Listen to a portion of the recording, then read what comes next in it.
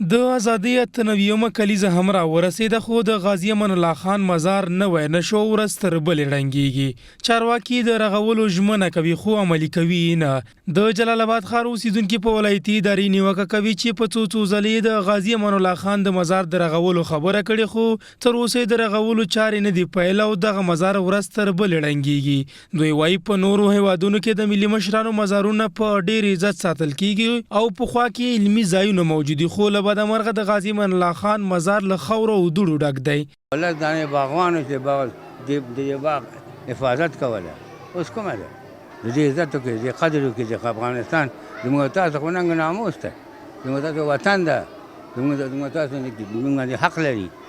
الله تعالی خو دینه پوښتنه کوي که نه ولکه خلاص زره دنه پوښتنه کوي باید دې پوښتنه وشي دې ځای وشي سړکونه ته یې ګوره شسته ګوره ټول تکه تکه پاتې ده. دغه مقبرې یو زر په زره باندې یو تړون وشي د دې غم وشي او چې ګر چاپېر دي نه پنجره ته وشي دې له حیوانات ننوځي اوس سپي ننوځي دې له کوم قسم هغه ده چې ماشومان ننوځي څه کړیو سره باران ورېږي خاټې دي ورسره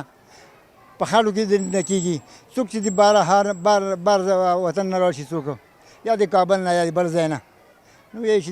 دا څه دي دې څوک هم کوي او که نه کوي هغه غریب څه وکړي هغه خو جارونه ویل کېږي که نه. دلته یو شمېر هغه خلک چې د غازي امان الله خان د مزار لیدو ته راځي په لیدو سره یې ناهیلي کېږي. دوی له چارواکو غوښتنه لري چې دغه مزار په اساسي شکل ورغوي او خپلې کړې ژمنې دې عملي کړي. داسې یو ځای ته راغلو چې افغانستان یې آزاد کړی خو متاسفانه موږ راغلو دلته وګورئ تاسو دا د کامري د هغه دې لږ واړوه دلته دې خاورو ته وګوره باید دا ډېر ښایسته په ډېر منظم جوړ شوی اوسي ځکه دلته د ډېرو ځایونو نه خلک راځي د چکر دپاره ځکه دا یو تاریخي ځای ده داسې یو ځای ده چې موږ د دغې تاریخ لمانځو د دغه د ورځ لمانځو سبا بل سبا د دغه ورځ لمانځل کېږي خو متاسفانه ډېر خواشیني چې زموږ دا چارواکي د تاریخي ځایونو دپاره هېڅ غور نه کوي. پکار ده چې د دې مزارات خیال وساتلی شي. دا چې کوم خسته حال پروت دی نو ډېره بده ښکارېږي نه او موږ پکار ده چې د ګاونډي هېوادونو نه نقل وکړو د هغوی مطلب کوم تاریخي ځایونه دي څومره خیال د هغوی ساتي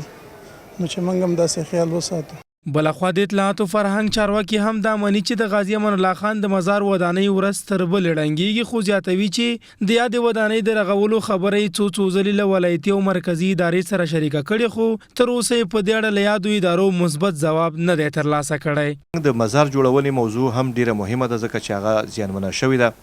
اطلاعات فرهنګ وزارت ته مو دا جریان وړاندې کړی دی. اطلاعات فرهنګ وزارت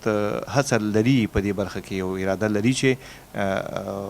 دې ته کار وکړي، خو لا هم زموږ دې غوښتنې ته ځواب نه دی ویل شوی او موږ هم په دې برخه کې اندېښمن یو. د غازي امان الله خان مزار د جلال آباد ښار د امیر شهید په بڼ کې موقعیت لري. د یادولو وړ ده چې تر دې وړاندې د ننګرهار د ولایتي چارواکو ترڅنګ د اطلاعات او فرهنګ وزارت هم د غازي امان الله خان د مزار د بیا رغونې ژمنې کړې وي، خو تر اوسه عملي ګام نه دی پورته کړی او دغه مزار هماغسې ړنګ پروت دی.